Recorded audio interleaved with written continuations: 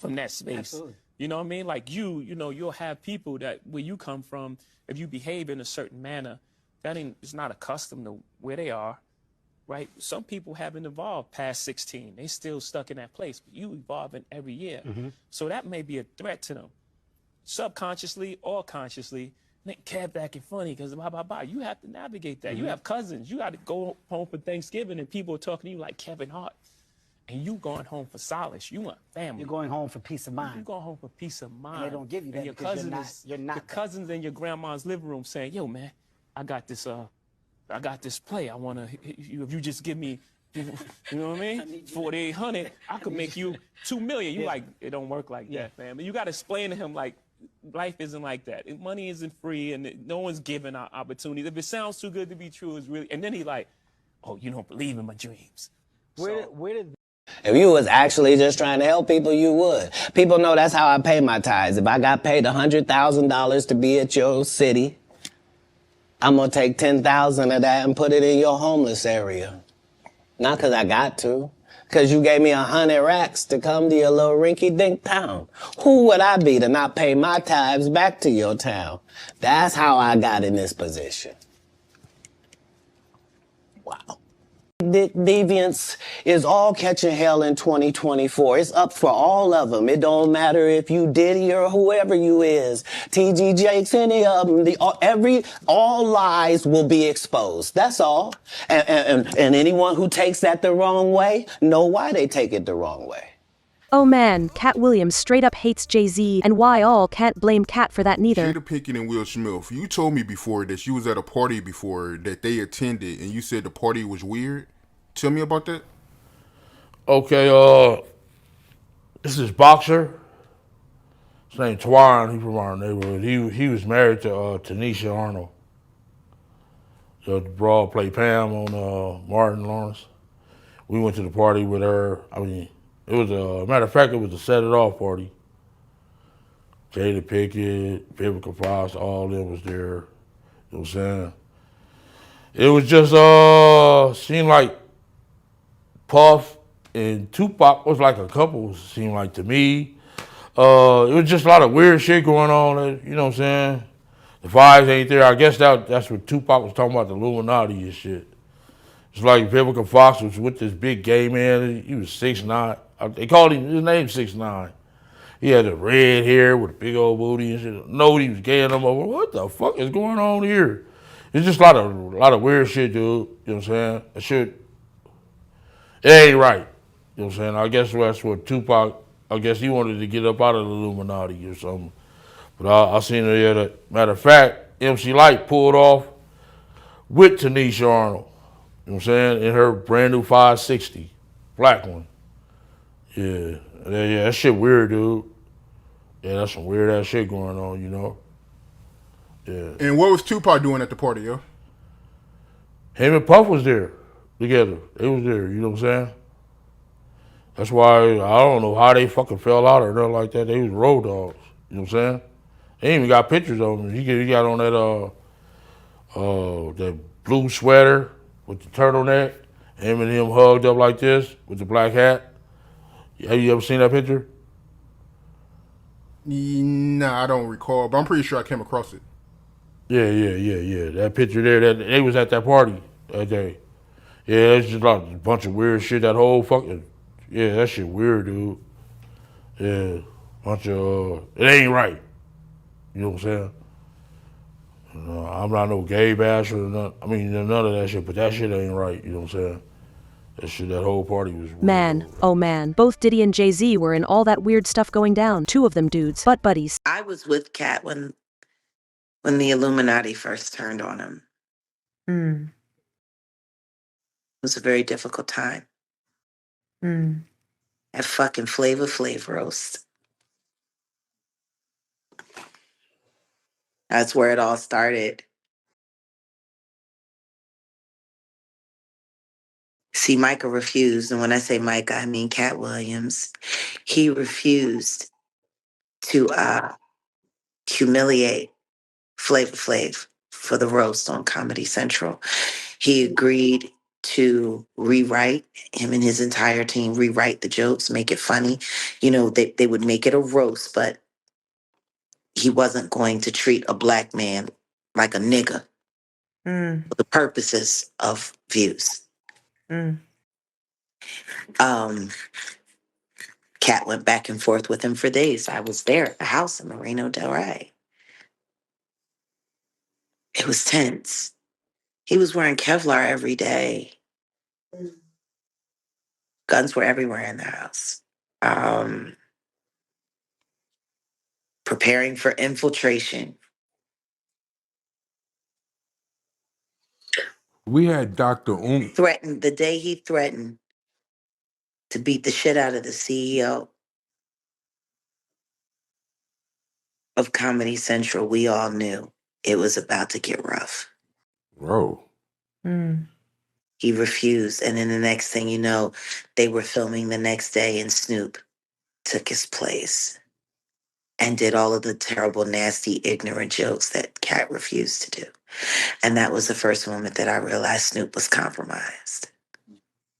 Oh wow, yo. Jaguar Wright reveals that Katt's beef with the elite rap circle has got a seriously dark side to it. Man, we talking Vader here, the same. Yes, the moment he went on Club Shay Shay and did what he did, that's the Katt you expected. That's the moment I've been waiting for 10 years. Oh, wow. Okay. Okay. And I'm so grateful that I was there kicking in that door so he could just blow it down. Oh. There's an effort. I'm surprised people ain't catching on yet. I have to ask you, Katt Williams, he recently pulled a Jaguar Wright and was just doing a lot of truth telling. Want to know what's interesting? Go ahead. It's Katt Williams that taught me how to be Jaguar Wright. Oh, wow. Okay. What was it about him that you kind of say, ooh? 10-10. Walking away was hard, but it was when the Illuminati first started coming after him. And I'll never forget the day when they breached the house. And I left. You know, back in that moment, Katt was still wearing Kevlar to bed. To bed. I would get in bed with him at night and he would have Kevlar on. Wow. In bed.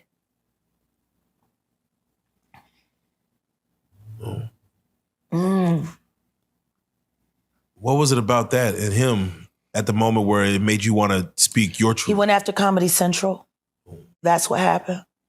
The Flavor Flav roast. The moment that I knew the Snoop Dogg is sold out. That was a hurtful moment. I was always grateful to Snoop for taking Corrupt under his wing. Ricky was in a lot of trouble in Philly. If he hadn't signed a dog pan, I don't even know if he would have been alive.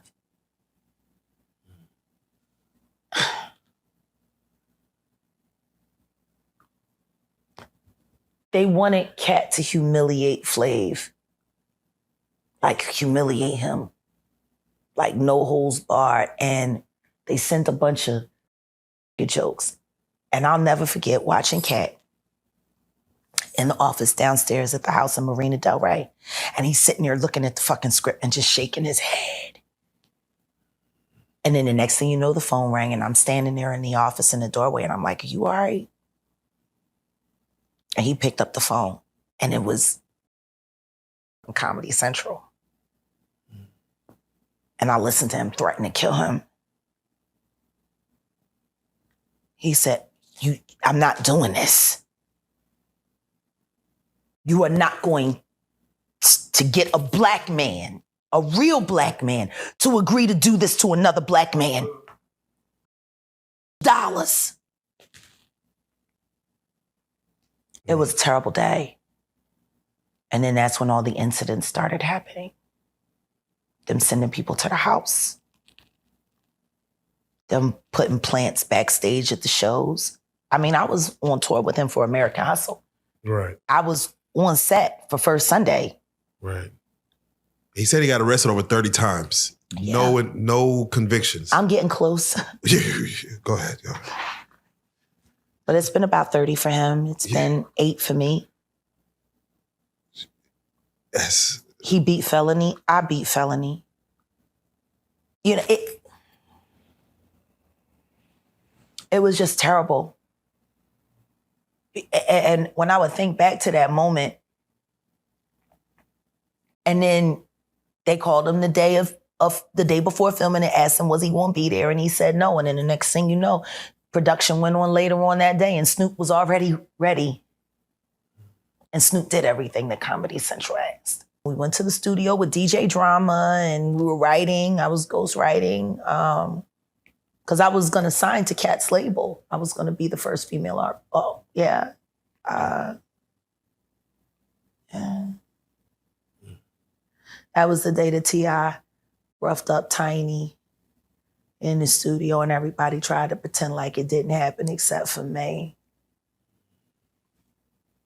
Oh, wow. You know what? In many ways, JayZ is actually way, way worse than Diddy is. Look, if y'all don't believe me, maybe go take an IQ test and then peep this. Or why do you know? The same reason why he want to erase his history with Foxy Brown and giving her syphilis. Because they was underage when he did it. I mean, I'm sure he appreciated it because he always says she talked too much. So when she went deaf, that slowed some of that down. I'm just saying, it worked out for him. You know, I thought she just recently went deaf. No, she been deaf. She been long time. Yeah, like at least the past 12 years. Oh, they kept that on the low.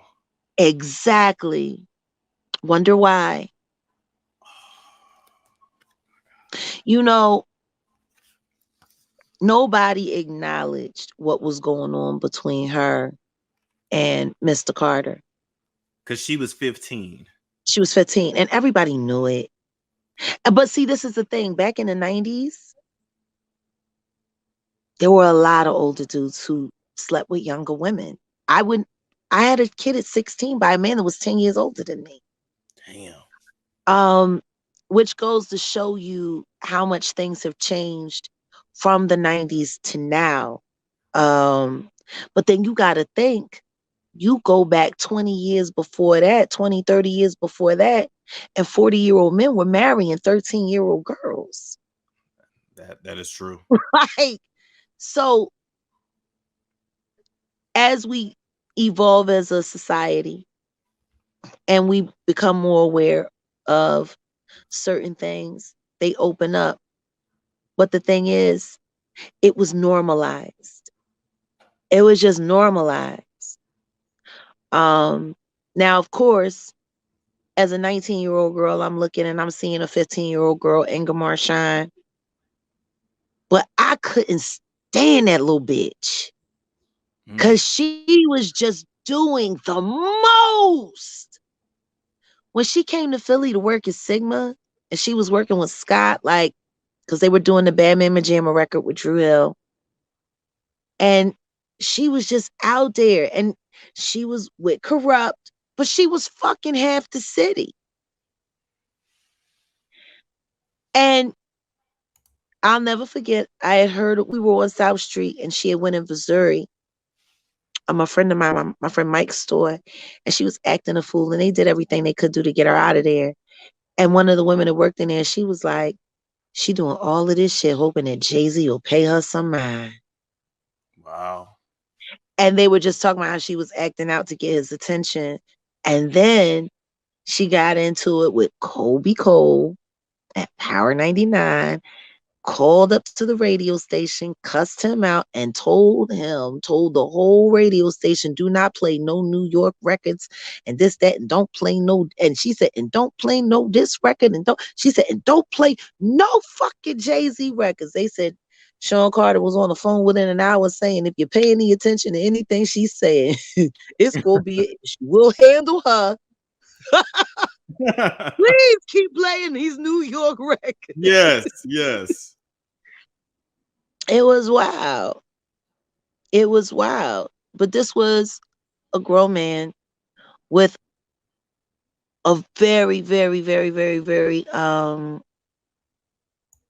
naive girl.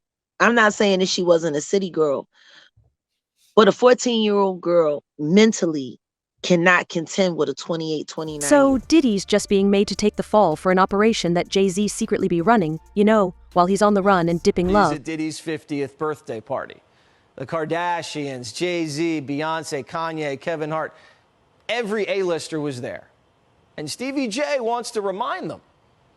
Remember, the lawsuit says Diddy has compromising footage of everyone that went to his And so freak-off. satanic and involves some creepy sacrificial rites that Katt never wanted to be involved in the first place. Sounds like something out of a bad Hollywood movie, if why y'all ask me.